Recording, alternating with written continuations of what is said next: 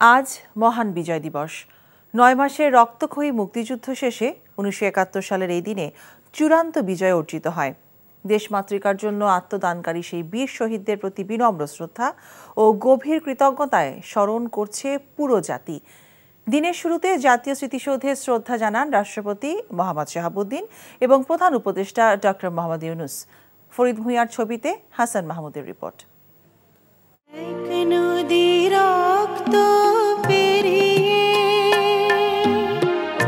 কুয়াশা কেটে ফোটা পয়লা পৌষের মিষ্টি রোদে উচ্চকিত স্মৃতির মিনার। ৫৩ বছর বয়সী মমতায় মোড়ানো ৫৬,০০০ বর্গমাইলের দিকে দিকে বিজয় দিনের রক্তরাঙা বার্তা। যাদের খুনে লাল হয়েছে এদেশের সবুজ জমিন, সেই লাখো শহীদের প্রতি বিনম্র শ্রদ্ধার্ঘ্য নিবেদন করেন রাষ্ট্রপতি মোহাম্মদ শাহাবুদ্দিন। দেয়া হয় রাষ্ট্রীয় সালাম।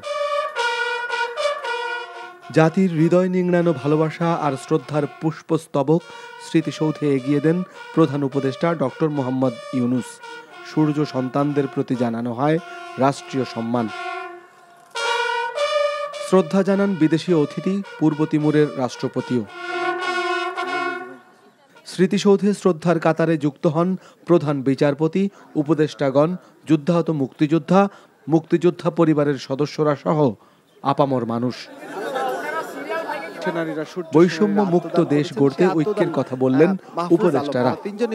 ৭১ যে রাষ্ট্র পেয়েছিলাম, এই রাষ্ট্রকে পুনর্গঠনের সুযোগ আমরা যাতে কোনোভাবে অবহেলা না করি, আমরা যাতে এই ব্যাপারে খুবই দায়িত্বশীল আচরণ করি, সব সংগঠন, রাজনৈতিক দল এবং মানুষ। আমাদের এবারের বিজয় এবং এবারের স্বাধীনতা আমরা রক্ষা করব এবং একটি ফ্যাসিস্ট মুক্ত, আধিপত্যবাদ মুক্ত বাংলাদেশ থাকবে, নতুন বাংলাদেশ, এটাই আমাদের প্রত্যাশা। দেশবাসীকে সাথে নিয়ে একটা সুন্দর বাংলাদেশ গড়ার যেই প্রত্যয়, তা সফল করতে চাই। বুক চিতিয়ে প্রাণ বিলিয়ে মিলিয়ে গেছে যারা, হয়েছে অবারিত মুক্ত আকাশের সোনায় খচিত তারা। এ মাটির শ্রেষ্ঠ সন্তান বীর সেনানীদের রক্ত দামে কেনা এই বাংলায় প্রতিষ্ঠিত হোক তাদেরই চাওয়া। বয়ে যাক গণতন্ত্র, মানবাধিকার, সুশাসন, ন্যায় বিচার আর সমতার শীতল হাওয়া।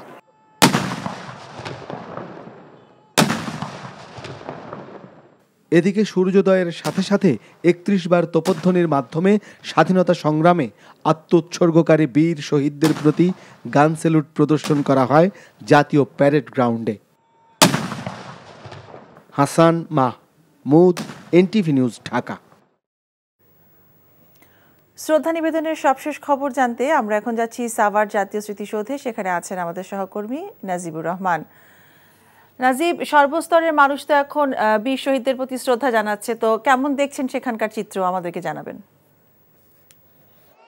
মিতা, ভোর থেকেই যখন শহীদদের প্রতি শ্রদ্ধা জানানোর জন্য জাতীয় স্মৃতিসৌধের দুয়ার খুলে যায় জনসাধারণের জন্য, ঠিক তারপর পরই কিন্তু জনস্রোত নামে এই জাতীয় স্মৃতিসৌধ প্রাঙ্গণে, এবং সেই জনস্রোত কিন্তু এখনও বহমান আছে। আপনি আমার পেছনেই দেখতে পাচ্ছেন যে মানুষের যেই উপস্থিতি, সেই উপস্থিতি কিন্তু স্বতঃস্ফূর্তভাবে মানুষ এখানে আসছেন এবং ৭১-এর বীর শহীদদের প্রতি তারা শ্রদ্ধা জানাচ্ছেন, কৃতজ্ঞতা ভরে তাদেরকে স্মরণ করছেন। এই শহীদদের যেই অবদান, বাংলাদেশকে পাওয়ার, একটি স্বাধীন রাষ্ট্র পাওয়ার, একটি স্বাধীন অস্তিত্ব খুঁজে পাওয়ার যেই তাদের ত্যাগ, সেই ত্যাগকে কিন্তু তারা স্মরণ করে এখানে আসছেন এবং তাদের কাছে শ্রদ্ধা ভরে তাদেরকে স্মরণও করছেন।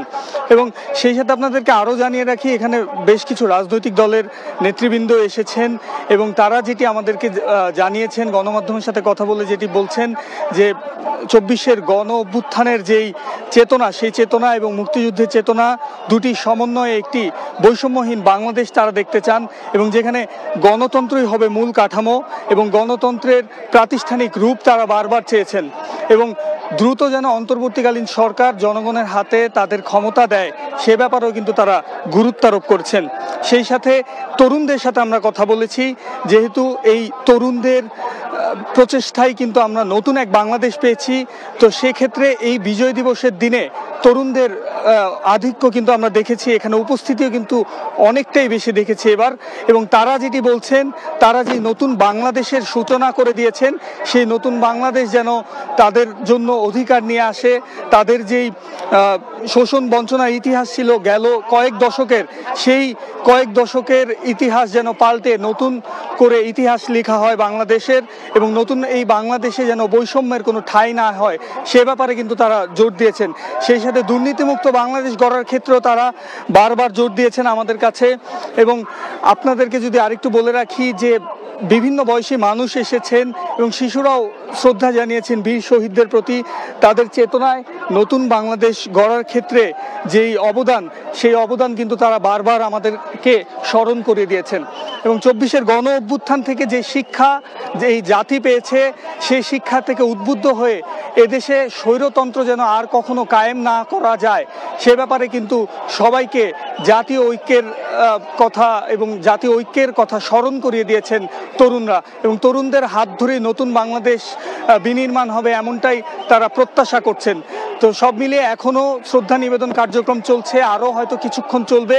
এবং মানুষের যে স্রোত, মানুষের স্রোত কিন্তু এখনও আসছে। আশেপাশের এলাকায় আমরা ঘুরেছি, সেখানে দেখেছি যে মানুষের ভিড়, আশেপাশের রাস্তাগুলো কিন্তু অনেকটা যানজটের সৃষ্টি হয়েছে।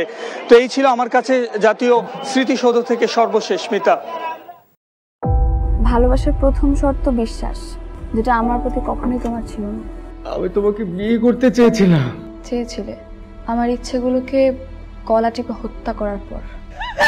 নিলয়ের হঠাৎ এমন চেঞ্জ আমার ভালো লাগছে না। তোমার নিলয়কে নিয়ে টেনশন করতে হবে না। আমি ভুল মানুষকে ভালোবেসেছি।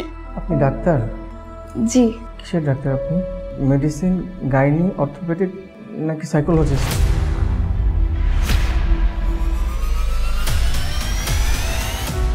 ভাইয়া খুব ইন্ট্রোভার্ট। ভাইয়াকে নেশার জগৎ থেকে ফিরিয়ে আনতে হবে। আমার মনে হয় কি তোমার রেগুলার অফিসে বসা উচিত। সব তোকে সামলাতে হবে। এরকম কেস না দিন দিন বেড়েই চলেছে। আপনি কি আমার উপর রেগে আছেন? পৃথিবীতে কারোর উপরে আমার তেমন কোনো রাগ নেই। নিলয় যেন কোনো রকম সিন ক্রিয়েট না করে। আপনি কি সব ভুলে থাকতে পেরেছেন? প্রেম এবং ভালোবাসা খুব পবিত্র, সস্তা কোনো কিছু না। আমি তোমাকে হারাতে চাইনি প্রীতি। Love is not enough in the world.